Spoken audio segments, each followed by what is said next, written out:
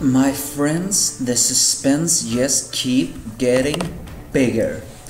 We have now been introduced to, well, yeah, I think technically all of the 9 demon gates. And as we heard last time, they were not human. First one is an armored guy with a shining head called Franmouth.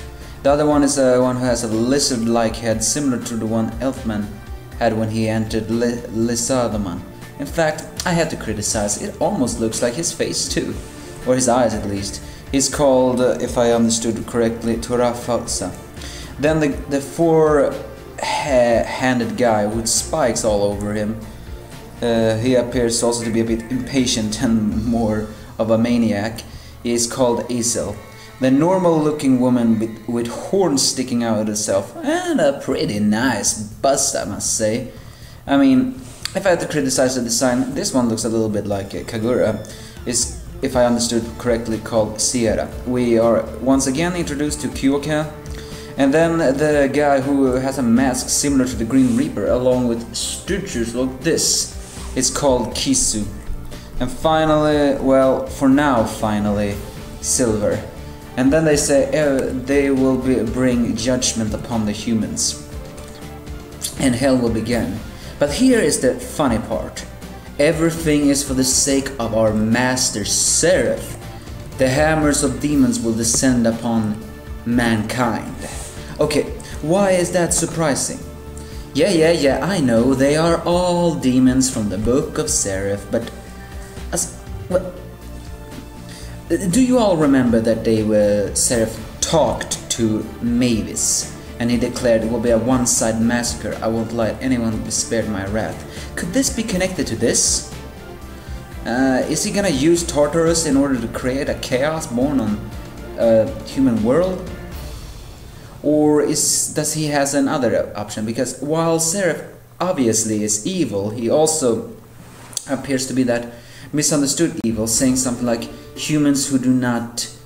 he has that kind of poetic way of life, what do you call it? People who do not appreciate life do not have the right to live and judge the one who do have that right. Well, that may not be so poetic, but you get what I mean, right? Well, and then we're introduced to a little bit of a comic scene. The Thunder God tribe is actually helping Jaima in the restaurant. Turns out that they are all actually good. They are good with something. Freed is good with cooking. Arrangement is good for Big Slaw, and of course Evergreen is very good with her sex appeal, especially how she is dressed. Yes, suddenly a man with a goat-like face enters, and he does an enormous Tempest. It's obviously the Tempest member, and the Thunder God tribe cannot hurt them. And he then begins to strangle Jamina. It turns out the 9 demon gates do not only want to eradicate the Magic Council for now, also the Magic Council from then! Wait, does that mean Doran Bolt is also dead? Wouldn't be surprised if he was, but still. I smell... this is enormous despair, my friends. Even though Jaima is a pretty cool old man, even though he has not done very much. Either way, this goat-like man, he actually doesn't say his name. Humans call me a calamity. And the gates of hell have opened. As he begins to try to kill Jaima, who enters the scene? Who is missing from the scene? A guy who apparently is only doing a errand boy errand.